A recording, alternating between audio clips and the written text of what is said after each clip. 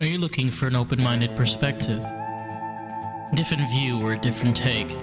Well, this is Lost in the Groove, Society and Culture podcast, donor culture, and deep dive. See, here, we're all about the experience, all about the journey, and getting into the groove. Hey everybody, and welcome to Lost in the Groove. Today, we have an interview with not only a queen, but a strong and incredible individual that I'm so amazed to be here talking with. Deanna, do you want to introduce yourself to our audience? Who are you? Who is Deanna? Who is Deanna? Well, thank you for calling me a queen. My best friend calls me that, and I appreciate it. Of course, honey.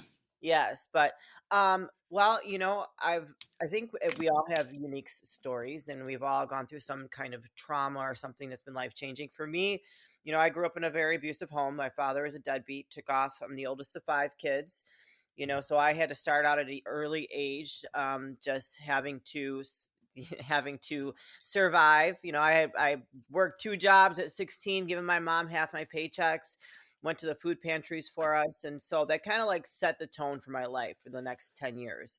And then I met my late husband. I was with him for almost half my life when he passed, but we had a very big lifestyle, flew private. We had 5 businesses.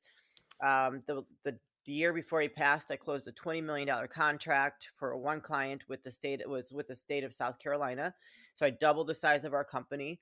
Wow. I was the vice president of key accounts and business operations. He was grooming me to be president. He kind of lost it at the end. The last 8 months of his life, he just was not, the last month he couldn't even walk. But Mind me asking, what exactly happened to him? Like, was it cancer? What exactly? no, he was a big steroid user. So I'm a former bodybuilder. Oh, And so I okay. met him through a friend at the gym. So he had seen me at the gym, and he bugged my friend to take me to lunch. And he pursued me for about 6 months before I actually would give him the time of day. I was like not interested. I just gotten out of an abusive relationship, and I just was not interested in dating. And so I finally went out to lunch with him. And then it just, we dated for a while, and, things just evolved. But he was big into steroids. He was a big man, 6 foot, about 330 pounds when I first met him. Oh, He that's would, big. yeah, That's real big, honey. yeah. He needed his 3rd kidney transplant when he passed. And so Aye.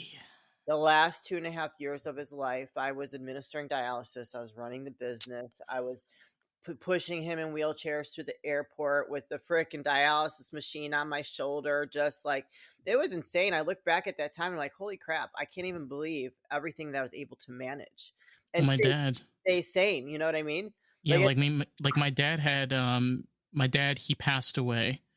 And towards like he needed to go on dialysis, his kidneys failed. And he couldn't take it. His heart gave way the following day. It's just I relate to you so well over here. Like, so sorry to hear for your loss. thank you. But it's something you don't understand unless you're like there. Like, you're just saying like, oh my God, yeah, like just thinking about it. And when I was there, I'm also like putting myself in that headspace. It's really, you don't know what to think at the time. No, You just don't. you just kind of just go like you're on autopilot. I mean, Yeah. he gave up.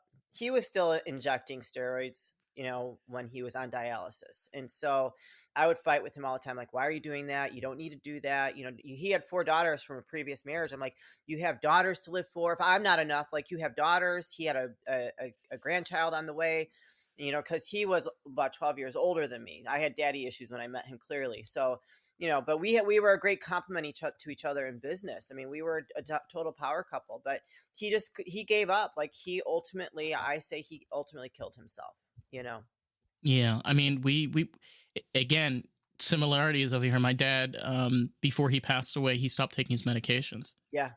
He was on like 13 different pills, and he just didn't like. There was just no. Yeah.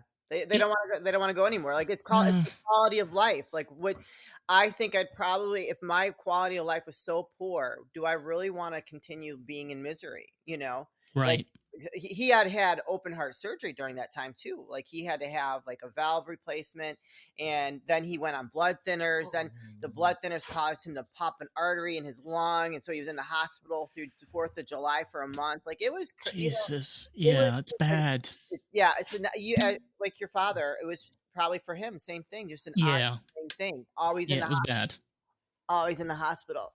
My little dog is acting a little crazy over here, so I gotta grab her and sit her down. That's all right. We have buddies or fur babies on this podcast. Myself, I have Twixie. So any barking, meowing, scratching, fleeing, ticking, any of that is okay on here. We welcome it. Great, love it.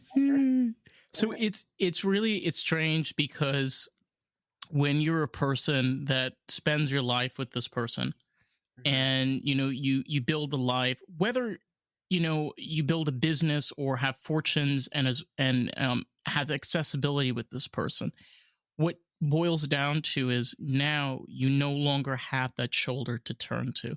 You no Yeah, longer have that person to rely on anymore because they're no longer here.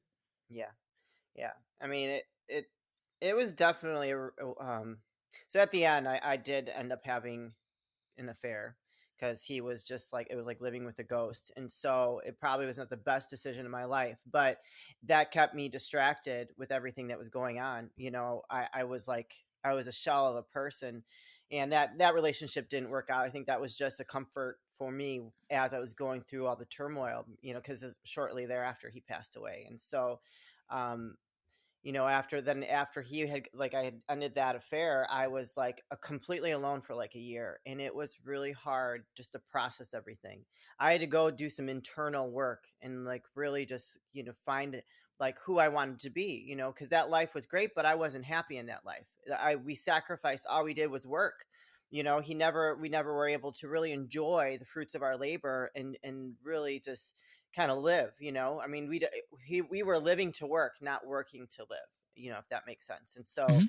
um I It's used the to never, American dream, honey. yeah, I used to not even put the gas in my car. So, like, to do those simple things, that's kind of that was always taken care for me. Like, all my car was always washed and gassed. Like, I had cleaning ladies. I had, like, we'd throw parties and I'd have servers. Everything was taken care of for me.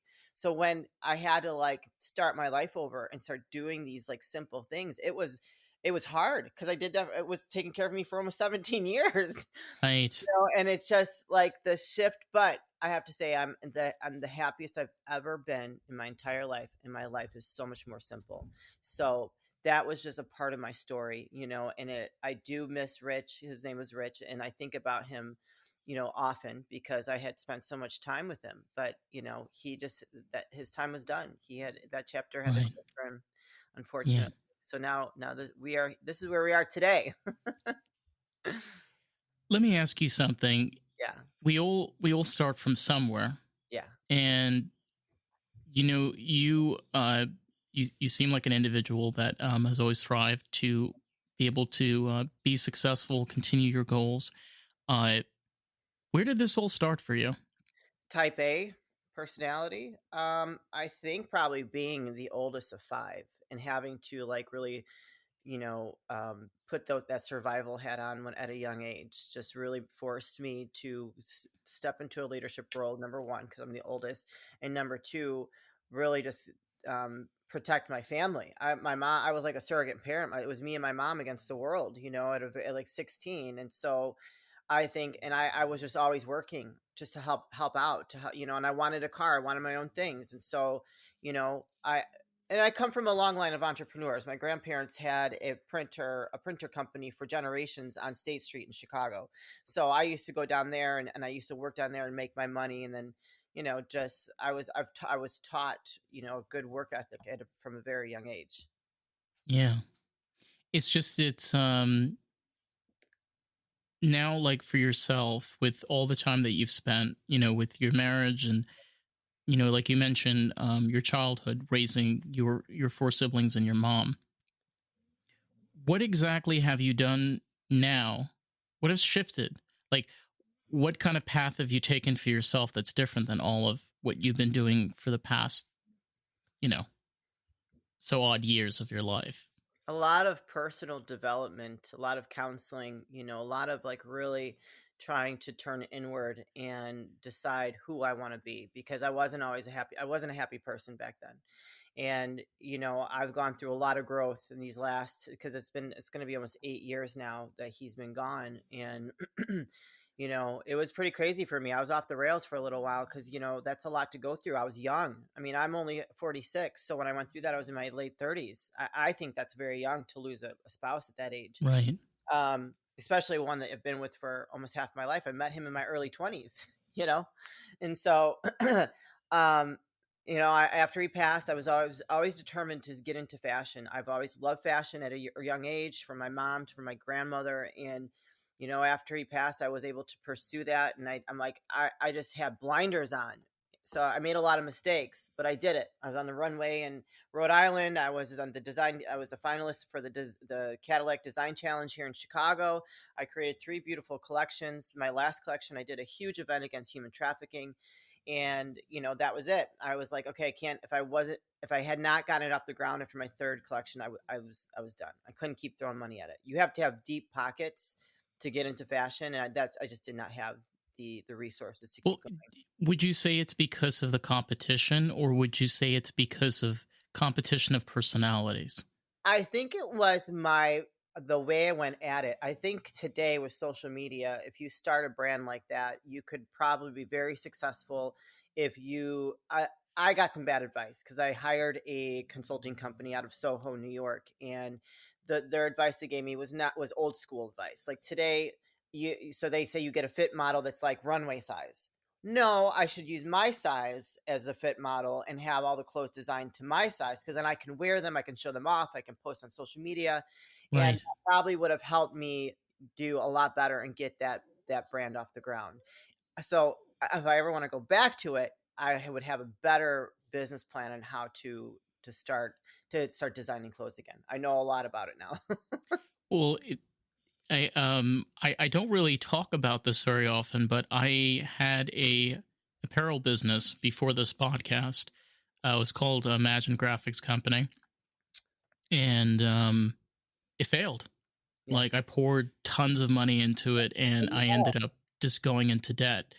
Um, it's a very hard market to go after. Yeah. And one thing that like people always ask is, well, why am I getting, why am I seeing any results? Hmm. Um, I think people are weird about their clothes, and I didn't realize that going into it. Because oh, okay. that's that was my thought. Like you could buy, you could buy like a t-shirt from Walmart for $5, or you can support a designer that creates a beautiful V-neck t-shirt with a fabulous fabric for $50. What are people going to spend on? Unless you're very well known, Walmart. or right, exactly. And so I was on the higher end. I had higher end designs. I would use silk chiffon. I use leather, like high end cotton blends. Girl, you keep on going, honey. I'm going to be horny until the end of this fucking podcast. So but that's what I found. And I was like, why am I not getting this off the ground? Because they were classic pieces that will never go out of style. Right. And I just couldn't. I think you just have to be around for a long, long time and create an incredible brand. And it's a very hard, like it's like the good old boys club, like in the automotive industry. So it's like a club within the fashion industry. Like they have to want to let you in and let you be successful. And there's a lot of, there's a lot of brands, especially here in the US, that have been very successful. Like one brand I could think of, because as a kid, these were the most 2 popular that we used to go to, which is H&M and Gap. Gap is failing. Like they're going out of business, and H&M is thriving. And the reason is that if you look at H&M, they're not American. No. They're not from here. They're from Europe. Yeah. But they know how to cater towards American taste with a European twist, and they do it really well, like adding in American cartoons and characters and stars and celebrities, colors that we would prefer during certain seasons. So that's a really great point you bring up. Yeah. Like brand understanding their audience is really important in building that. Yeah. And yeah, that's Yeah, so anyways, that ended in 2019, and that's when I started the podcast. I probably will end up going back into fashion, but I would be a very keep it very small because I still have all my designs, and I pulled out some of them. I wore them about a week or so ago, and they're still very Can I on. give you some advice? Sure, And I'm doing this now with my podcast. Just create merchandise for your podcast and that's use a print on demand. Like, um, if you're good at fashion design and you have the proper equipment, you can have that and have a company. Whenever somebody purchases it, they'll ship it out to them, you yeah, know? yeah. I've looked into that, and I'm only one person. I can only do so much, man. There's Tell only me about it. today. I'm actually I have a significant other. I'm remarried, so I have someone I've got to like be mindful of Look too. at you. Oh yeah, we've moved on. We are doing very good. Life is beautiful. That's good. It's a Yeah, good perspective and it's a good shift. It's something, believe it or not, a lot of people have a hard time doing. A lot of people just stay in yeah. a rut and never come out of it. I don't want to be bitter. I don't want to be cynical. I don't want to be angry. Life is so one thing that what the experience of my late husband has taught me is that life is very short, and like watching him lose his battle with life really had a lasting effect on me. And it's like every day you have an opportunity to go after your dream, to make a positive impact, and to you can decide who you want to be and how you want to feel when you wake up in the morning. I don't care what happens during the day. Shit's gonna happen, man. Life happens. Like Right. you're gonna have a lot of great days, and then boom, you're gonna be hit with a lot of shit that's gonna be like, what the fuck? The sky is falling, but the sky is not falling. You're gonna be fine. You're gonna get through it. It's about the journey, not the destination. And it's I so my fiance just had like a meltdown the other day, like a cut in 3 days in a row, and I'm like, it's not doomsday, man. The sky's not falling. You're gonna get through it. Like there's a solution to every problem. I don't want to hear all the bad. It's gonna. So what are you gonna get mad about? Why are you getting mad? Because you can't control these things. What you can control is how you react to them. And I get upset because I'm an empath, and I'm like man, you're getting me upset, and I like everything's gonna be fine. And guess what? It was all fine. The very next day, everything worked out. And I said, I told you. I said, everything worked out. It's going to work out. It always will. It As always, as George Harrison puts it, all things must pass. All yes. things must pass away. And it's you know, for me, I my life started in 2017, the life that I am now. Yeah. And one thing you realize along the road is the less shits and fucks you give, the more things you can actually accomplish. You know, Yeah. don't pour all of your time and energy and interest. This is why we have 8 to 9 to 5 jobs here in this country. This is why corporate America owns and runs the government here in this country, is because of this horrible old fashioned, you remember, like you said earlier, this old timey thinking, authology of like work, just keep on pushing, hustle. Yeah, you got to work harder. Bruh, you can work as fucking hard as you want, but guess what? You're Yeah. still going to be unsuccessful. That doesn't lead to success. Yeah. And It doesn't. success means different things for different people too. Exactly. You know? Exactly. Yes. Yeah. Yeah, I'm not made for corporate. I tried it after obviously I had to. I had to get like restart my life because I almost lost everything, and I'm more of I question leadership too much because I was a leader, and in corporate that does not go over very well. So I'm not employable in the corporate realm. I managed to weasel myself in, even though I don't belong. Yeah, how do you work up with that hair? Are they okay with your hair? Yeah, they're okay with my hair. I work in a corporate office, but the really funny thing is there's a bunch of us hippies in the office. Like, we're hippies. Like, we don't belong there, and like they know we don't belong there, and we don't give a shit about what they say. We don't give a fuck about their meetings and bullshit. Like, of course I'm going to be compliant. I have to. I work in the medical industry. But they are aware of this. But they don't do, it's like they just turn a blind eye to it. It's interesting. Hmm.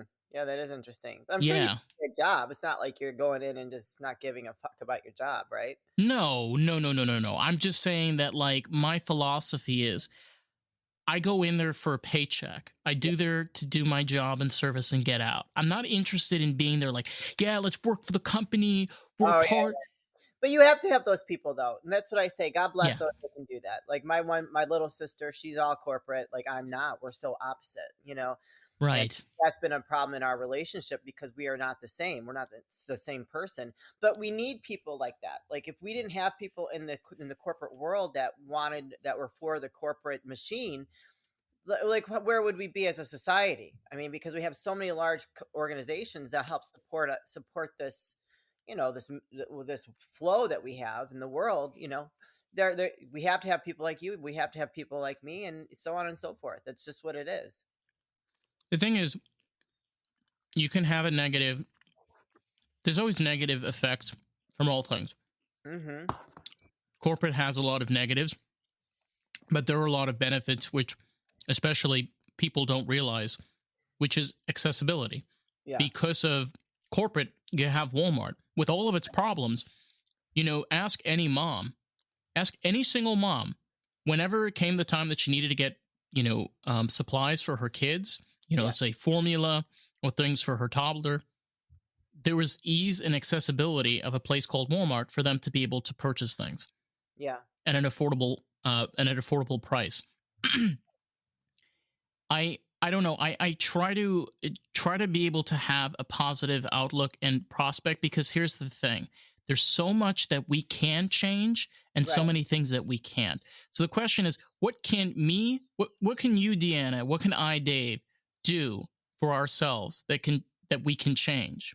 As far Instead of focusing on what the rest of the world is. We always look at the bigger picture. I don't focus on the rest of the world. I'm like, what I can change. The only thing Right. that I can change is myself, and how I view things.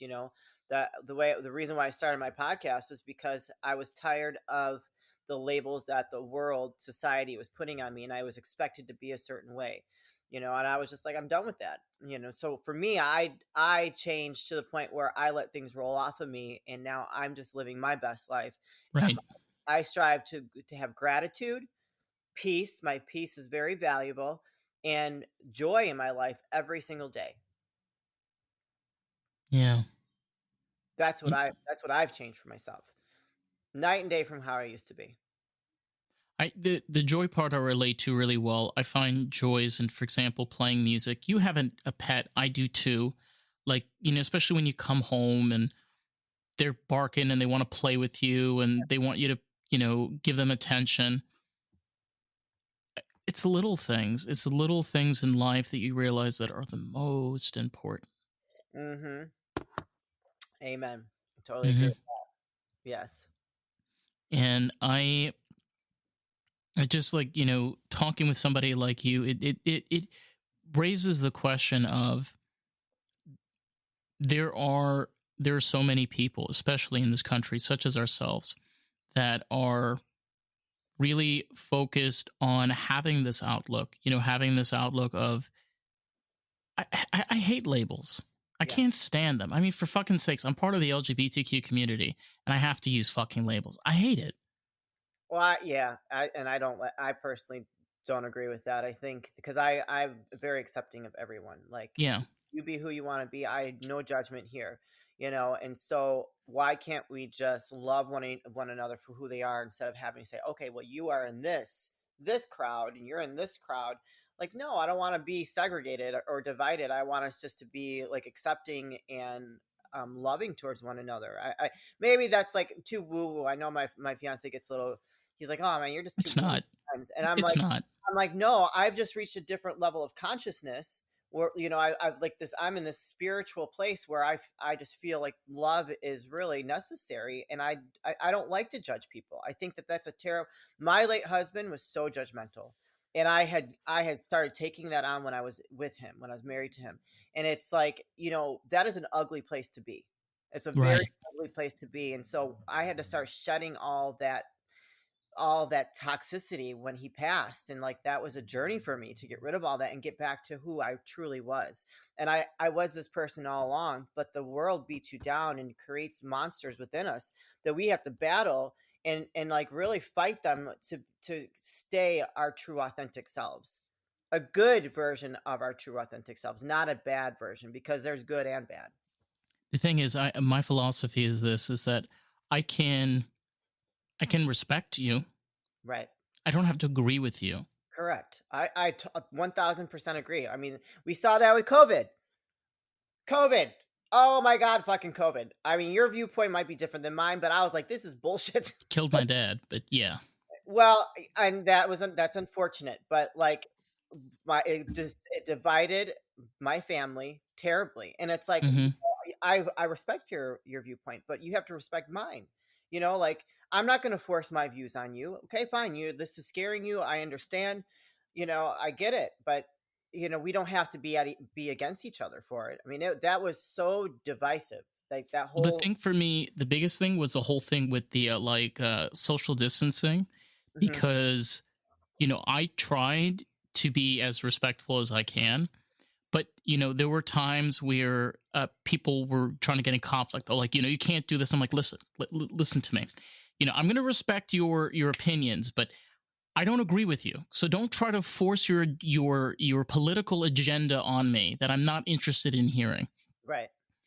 Uh, Oh, that's really. I'm sorry. I'm very sorry if you lost your dad from it, but a lot of that was all political. yeah, That it was. whole thing was The all. whole thing was political. And it's like, I mean, now look at where we're at today with it. Okay. My Nobody, God. you don't need the vaccine. I mean, if you're older and you're compromised, yes, you should be getting vaccines for yourself. But if you're a healthy individual, you really don't need to do that. Well, they've already. I mean, I don't want to get because again, I'm no analyst, no researcher or anything, but Right. like, look where we are right now. Okay, 3 years after the pandemic. Okay, I'm going to be very honest with you. You now have this insanity of a movement of wokeness.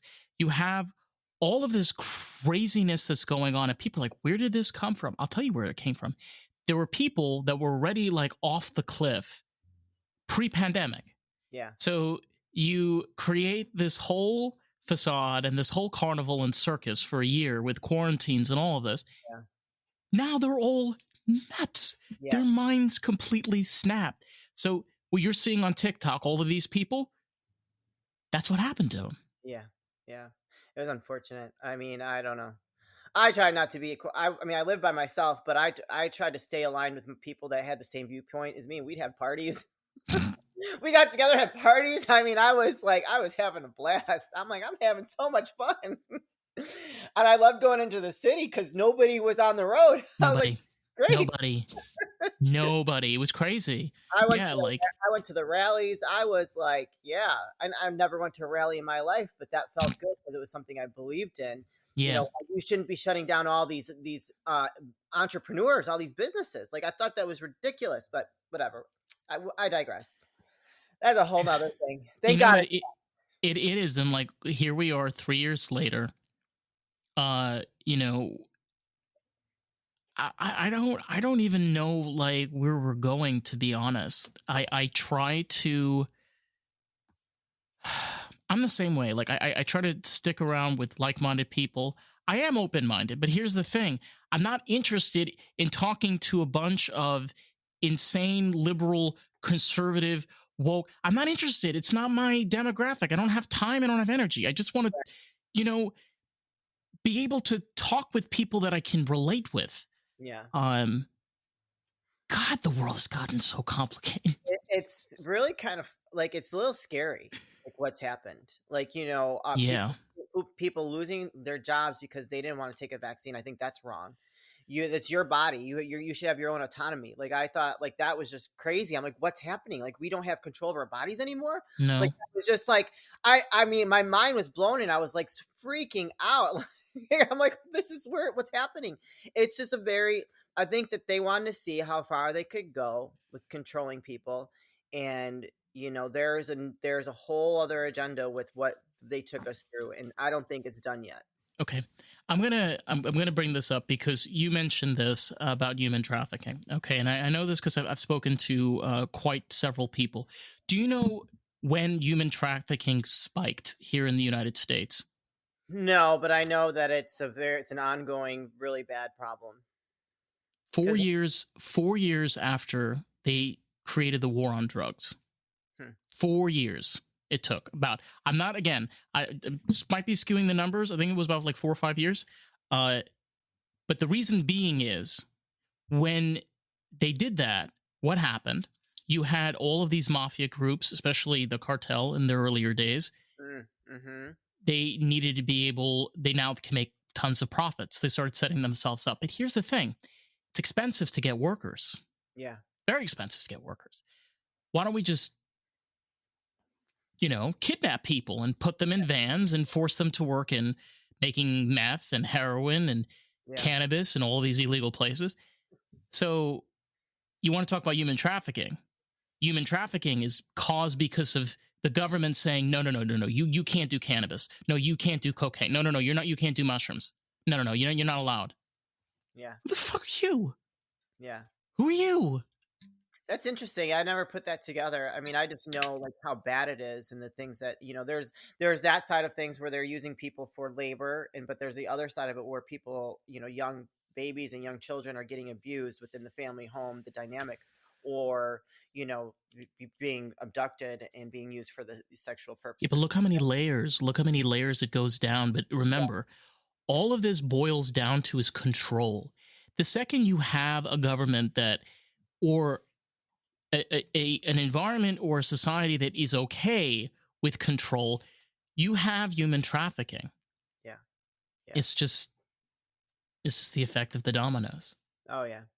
Oh, you did your homework. I'm impressed. Yeah, but we see eye to eye on that for sure.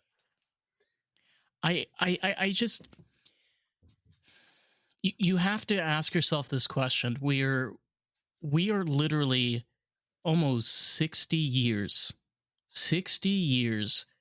ahead of Nixon, because I've said this before. Nixon is one of the biggest reasons of our downfall. The reason why we're having a lot of problems now is because of him and Lyndon B. Johnson before. The two of them together. Like that period, that environment, that government that existed. And it has nothing to do with politics. The thing is that when you are a part of this nation, Yeah. laws and rules and regulations change. And what happens is you don't think about it anymore. Like, you remember when they used to have pictures on milk bottles? Yes. Yep. Remember that? Yeah, I remember that. No longer. Nope. That's crazy. Isn't it weird? It's kind of like we don't talk about it. It's like, shh. We don't talk about the cartel. Shh. We don't talk about human trafficking. No. We don't talk about these things. No, when I did the event against human trafficking, like nobody wanted to talk about it. And it was it was crazy to me that people didn't want to be educated, especially if you have children or if you are part of a family. You should know some of these things. Like you should know like what's going on around you.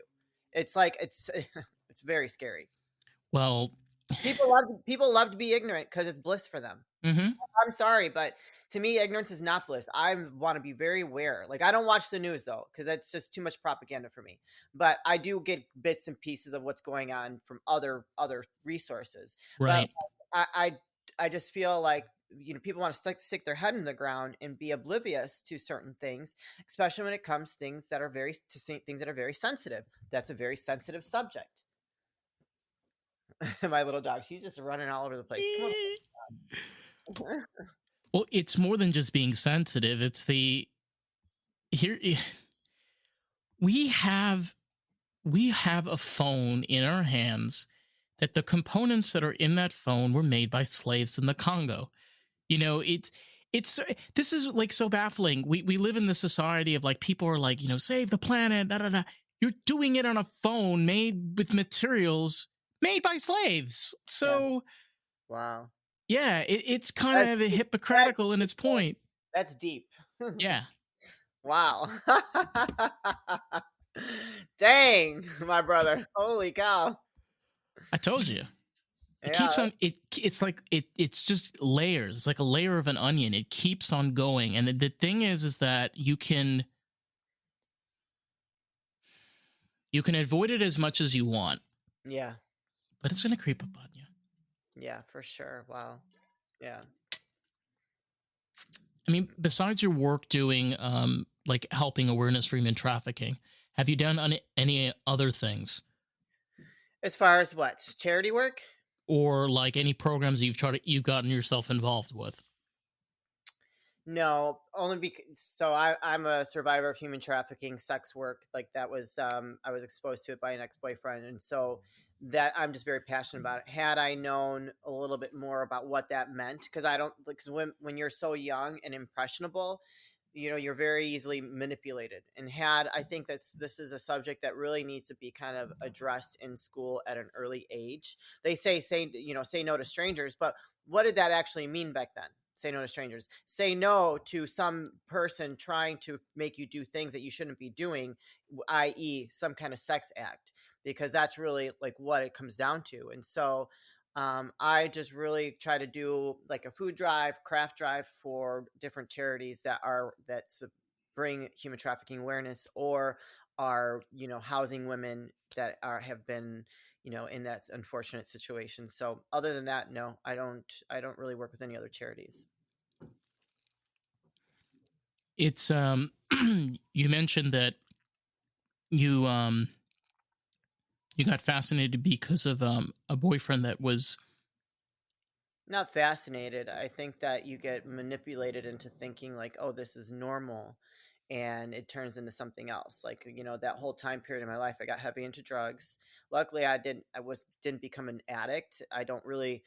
I like to play, I like to party hard, but I don't need it, right? So I'm blessed that that never turned into something worse, because I probably wouldn't be here today if that was the case, because I was partying my ass off. And I think it was just a combination of just self-soothing, self-medicating, and that whole lifestyle, because that whole lifestyle, it does involve a lot of drugs. Yeah, I mean, for me though, like as a teenager, the biggest thing was pills. Oh, okay. Yeah. Yeah, so it was I dabbled in pills for a little bit. Then I just got sick and tired chasing it. I was like, oh, I'm done. yeah, it was a fun ride. Do I miss it? No.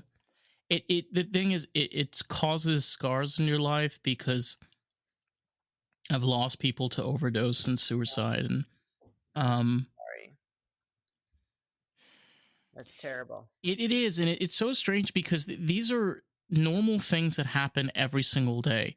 Yeah. Like people will say, "Oh, human trafficking is not that frequent." Oh my god, it is. It happens during the day. It happens in front of schools. It It happens in front of this. happens on this thing now. It's they go after kids off, from social media. So if your kid has a cell phone or has like Instagram, Snapchat, have these different apps, they go after the young girls or young boys on these different platforms.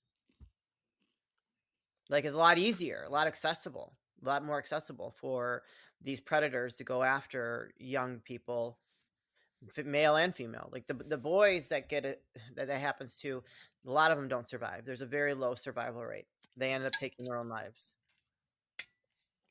I know, Yeah, it's unfortunate. and it's kind of like we live in a completely different world because like I'm not that old. I'm in my 20s. I'm 24, but since I've been born throughout my childhood, my whole life is like been like three different decades. It was the 90s, like the 2010s, and then now.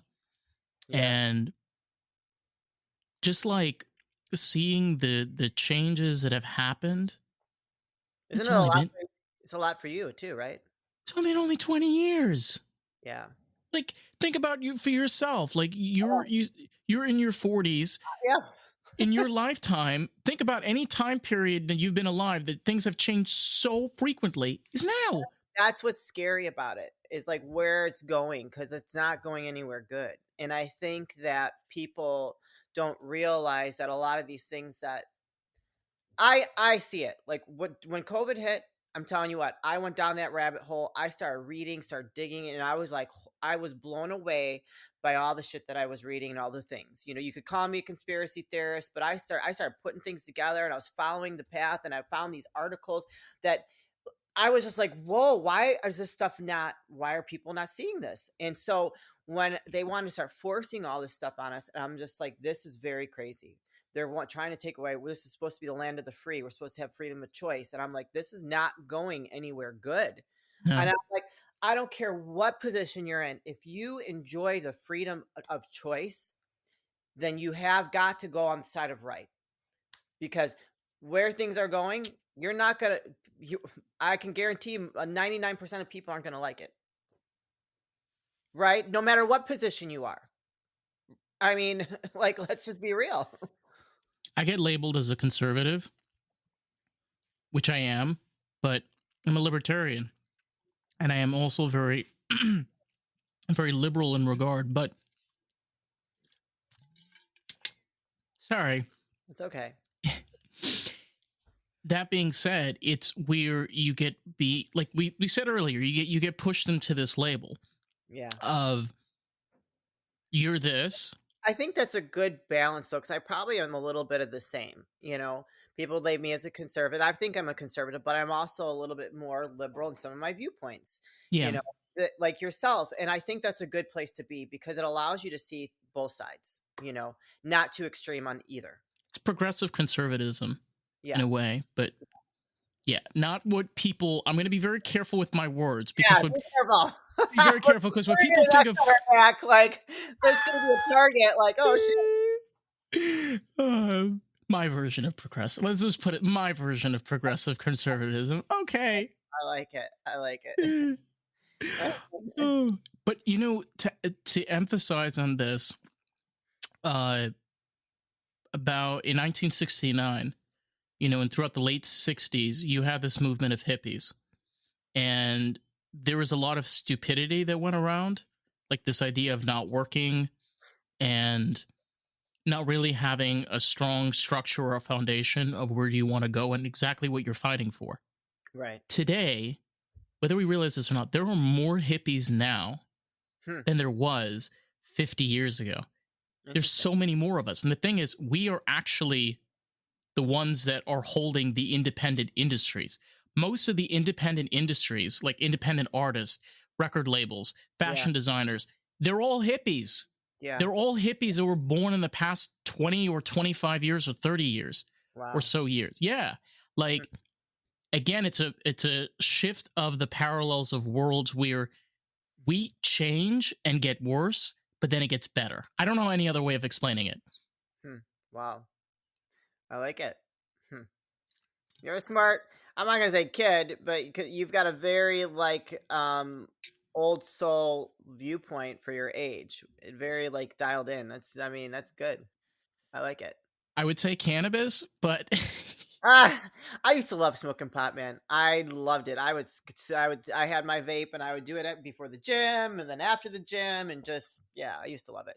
Not anymore. It helps me podcast really well because I'm able to dial in and like, for example, like talk with you. I mean, kind of just like going back to you said you're doing a podcast. It's called Label Free. Yes, Label Free.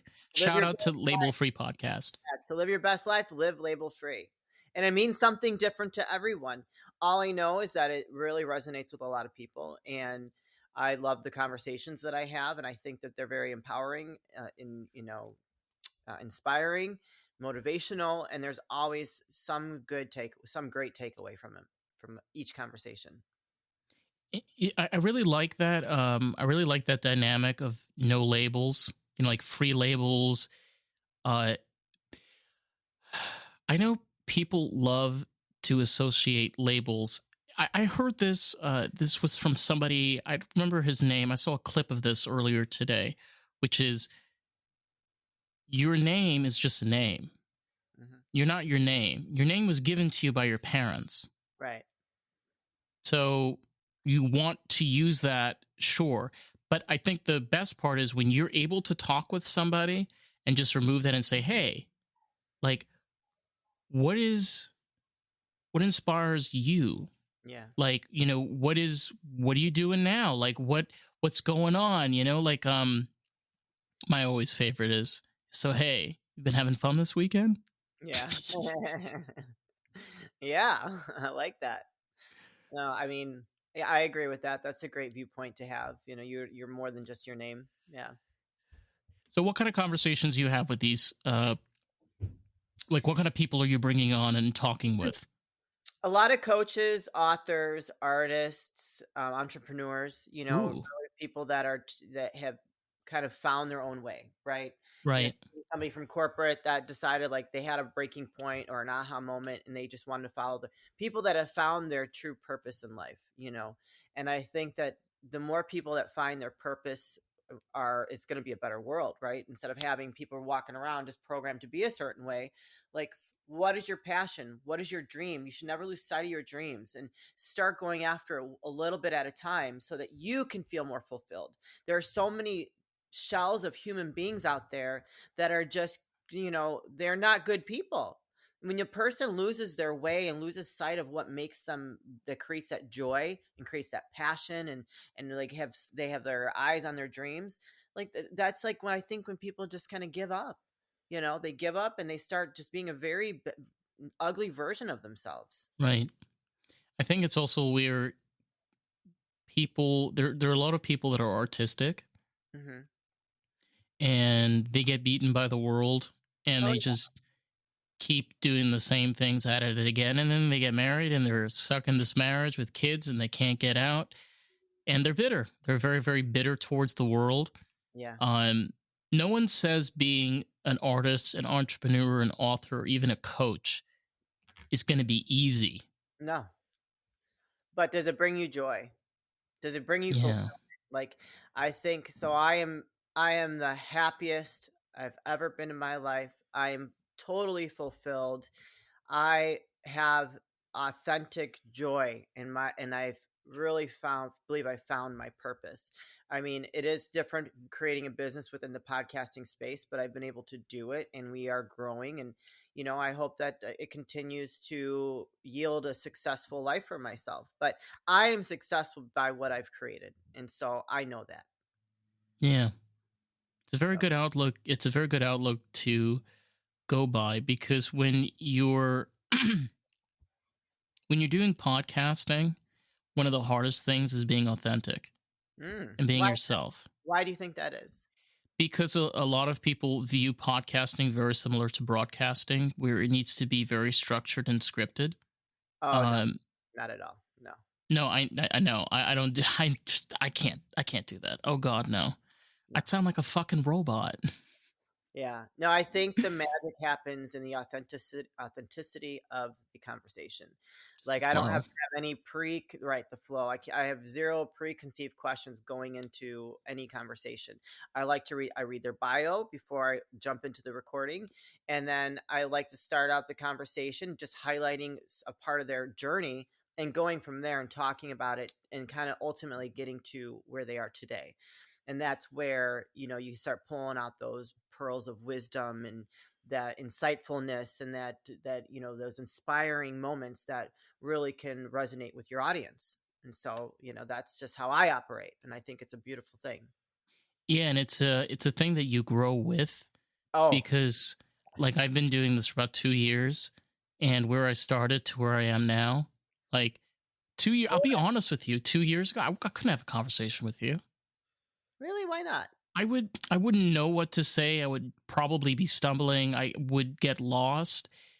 Because there are things that I've learned along the way from other guests, from conversations that I've had Yeah. and learned about, that have allowed me to have, I guess you want to call it, a knowledge base. Hmm.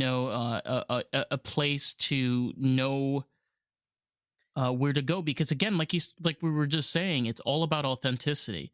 Right. Being authentic is, I'm not going to say it's easy or hard, but you have to know yourself to do it. You can't be But authentic and don't be you think fake. that you knew yourself 2 years ago? No, I not don't. really. I was No. still working. Yeah. Oh, okay. Well, at least you can admit that. That's great that you know that about yourself. I mean, but if you have like a good guest that comes on and or you don't even have to look at it as a guest. You can just look at it two people that are meeting, getting to know each other. Right. And I was a guest on a show the other day, and the host was super nervous because of, I guess, of who I am, and I'm like, I don't know, I'm nobody, and I'm like, just relax, it's no big deal. We're gonna have a great conversation, and she calmed down and relaxed, and it ended up being good. But it was very interesting. I was like, kind of, I've never seen that before, and I was just like, whoa, okay, it'll be good. Don't worry, we're fine. Let's just roll with it, man. Let's go. I know, and it takes, believe it or not, for me, it took me a while to just say fuck it. Come on, let's do this. It's all about having that connection. Like Yeah. I I want to jump into a conversation with my guest and just make that connection with them because like I'm open. Like I'm open. Like we just connected very easily and it's just flowing very nicely. And it's because I'm open and I want to connect with you and I want to have that dialogue. And I think it's such a beautiful thing. I think the more conversations that are out there in the world like this, where people can be open to each other, is it's really showing that vulnerable side. Yeah, and it really just shows that the days of mainstream media are over. Yes, agreed. It's Hmm. over. Like we are. I'm not afraid to fucking say this. I'm taking over. Like I believe that I will be bigger than CNN one of these days. They can go fuck themselves Right. So royally. when we start our network, you can join us. Fucking A. Yeah. Sure. We're going to be on Apple TV soon, so you can come join Really? our network. Yeah. Oh my god. I'm telling you, the shows that have been going on Apple TV, they're so fucking good. And here's the thing for a lot of people that's listening to this. Apple TV has a lot of their shows are made by independent studios and artists. Yep. So they're not made by Sony. They're not made by Universal or Disney. These are people that like pour in, they get $3 or $4 million and they make a film. They make like a film or a TV series. Yep. We're going to do it. Really? Yeah. I'm already starting. So what are you making? What are you making? It's going to be our own network with podcasters that have video content. Get out of here. Really? Yeah. That's fucking amazing. I think we're going to call it, I mean, my team doesn't know this yet, but I think I'm going to call it the Label Free Group. So the group of podcasters, independent creators, and like the acronym would be like, let's fucking go. Fucking A. I love that. I just saw that the other day and I'm like, I like that. I mean, my team has been giving me a lot of different names, but I'm like, I like that, because the acronym stands for two different things. So it's a strong message, but also a beautiful message at the same time. Yeah. Like I believe it or not, I did not purposely make this look this way it did. It just kind of like turned out the way it was. Okay. But I try to kind of always keep myself in this like vibe. Mm-hmm. And I want to hear like your thoughts on this too. Like as an artist, the things that like help us stay creative. Like sometimes I like to put on music, light some candles, get into a zone. Girl, what is your zone? I want to hear like, how do you get into yours? My zone of like when I'm getting ready to record. Yeah, or like if you want to, you're working on something. Music is a big thing for me. Or some, I mean, music a lot of times, but sometimes just silence too. Like, I can get myself very easily overwhelmed because I have a lot of different projects, going on at the same time. And so I feel you. Anybody's doing podcasting that's been doing it for a while, I give them a lot of credit because it's not easy. There's a lot of steps involved and for getting one episode out there, let alone multiple ones over the course of years, and promoting it across social media and all those things, and building up your mailing list or your email list. All there's a lot that goes into it.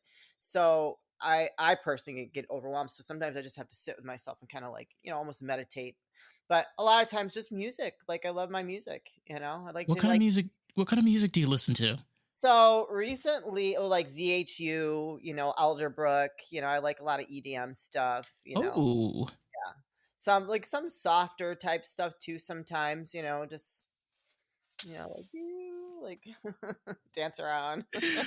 Well, sometimes like I'll throw on like Diana Ross or Billy Idol or something like that, but I can definitely get into EDM. I do. I love EDM. I love house. Yes.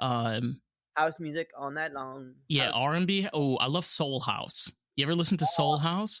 I'm sure I have. Yeah. Girl, oh my god, it's just like I just want to work until 3 o'clock in the morning. Oh, He says. woo! That's awesome. But I totally like getting into a zone, getting into a vibe. I feel it's like so like healthy and beneficial. And I totally get that too. Cause sometimes I'll just like when I'm driving to work, I don't listen to anything. I just sit in my car and just have a silent drive. I like that. Yeah, I do that a lot too because it's good. It's good for you just to kind of like be with your thoughts, just sit there Yeah. with your thoughts. Because I think a lot of people like a lot of noise, and I used to people used to think I was weird that I'd go out to eat by myself. Like I didn't I think do it was too. weird. And I just because I mean, you have to be able to like your own company to be with someone else. Because if you don't like your own company, who's gonna like your company then? I took I just myself to the movie yesterday. Good for you. I used to do that too. I I mean, now love it. I have a partner and we do a lot of things together. But Of before course. I did that by myself. I didn't care. You know, why would I care? I mean, Exactly. I think it's good. You're in a healthy spot if you can you can be by yourself.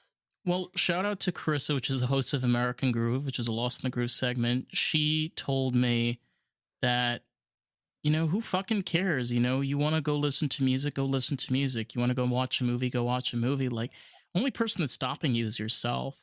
And Exactly. I was like, fuck you, Carissa, and your good advice. But Yeah. it's true. And I started doing that. And oh my God. I'm so happy that you can relate to this too, because it's so hard to like just stop and think for a second, just stop. Hmm. I do that with myself and just stop for a second, just Yeah. take a breath. Yeah. Like, what's going on over here? Mm-hmm.